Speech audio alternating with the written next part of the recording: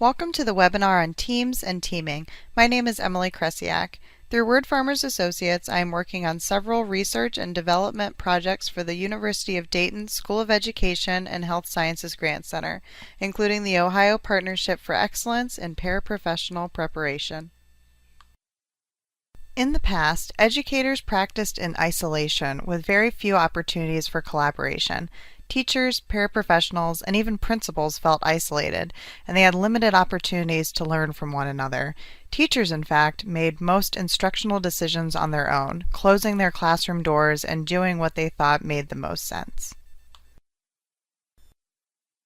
When educators operated in isolation, schools had a very difficult time offering a coherent curriculum or an agreed-upon method of teaching.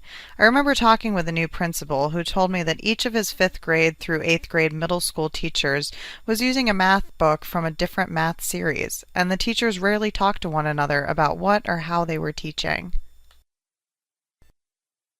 This situation is now less common. In recent decades, collaboration among teachers has become the norm in many school districts.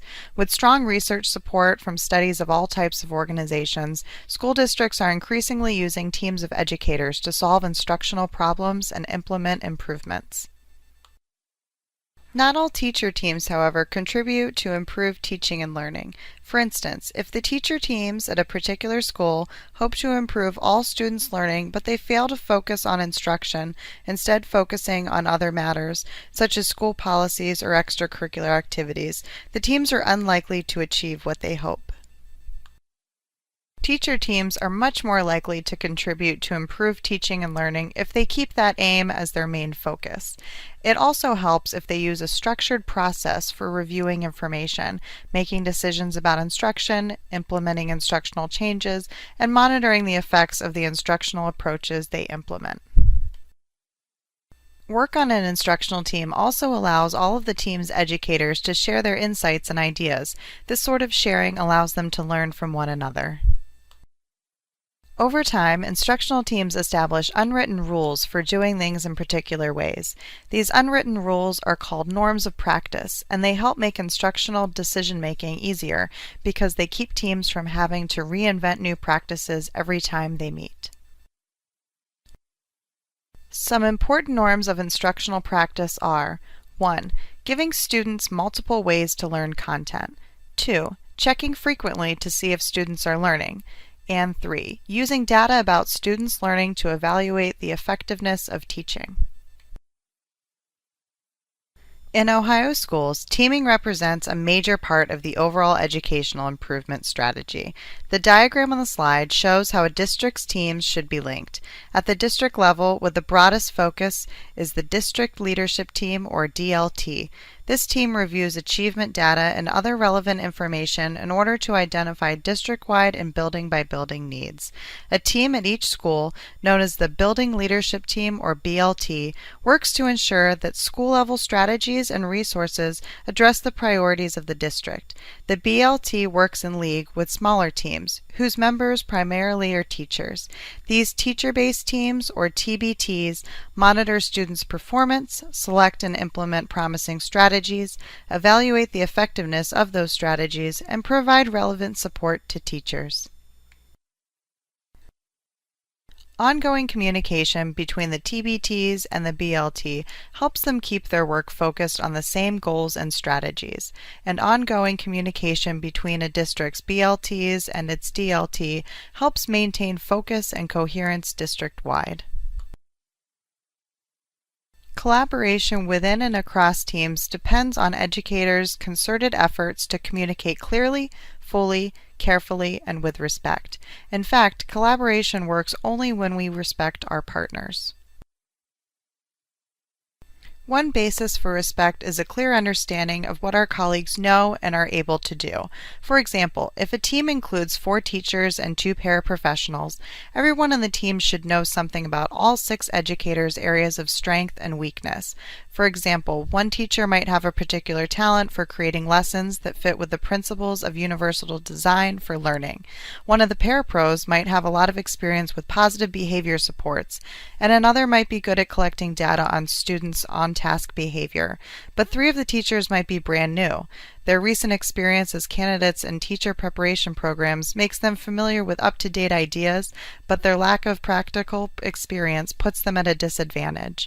Fortunately, the three experienced educators, that is, the one teacher and the two parapros, have worked together for a long time and can provide coaching to the newbies. Although not all instructional teams include paraprofessional educators, the decision to include them certainly makes sense. Paraprofessional educators are in classrooms all of the time. They assist with instruction, observing how different students learn. They might, for example, observe how students respond to certain instructional approaches or behavior strategies. Participating as a member of an instructional team, such as a teacher-based team, gives paraprofessionals the opportunity to share their insights with educators who are responsible for finding ways to meet the learning needs of all students. Like other members of the instructional team, paraprofessionals who participate on the team need to work hard to ensure that they communicate effectively. It's important to remember and follow the guidelines for effective communication.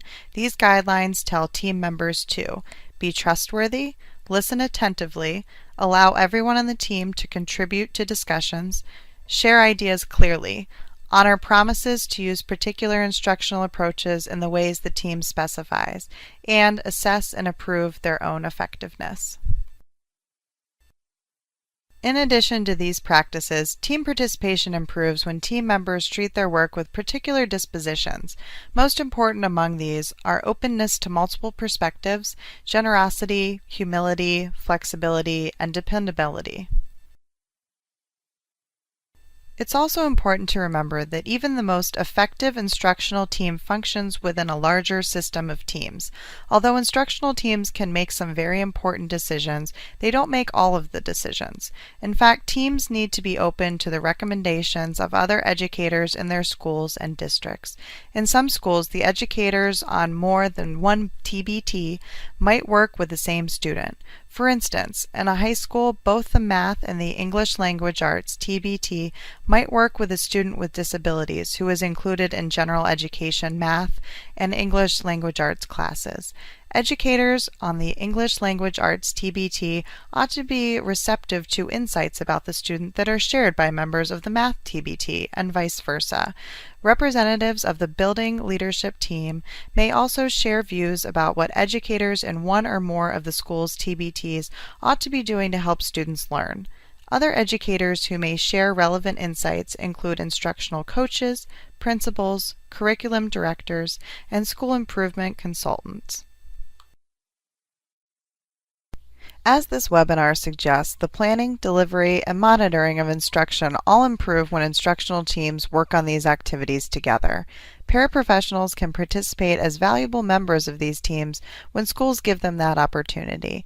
By following principles of effective communication, paraprofessionals can contribute insights about students' needs, ideas about promising instructional strategies, and other relevant information, and they can learn a lot about instruction from other members of the team.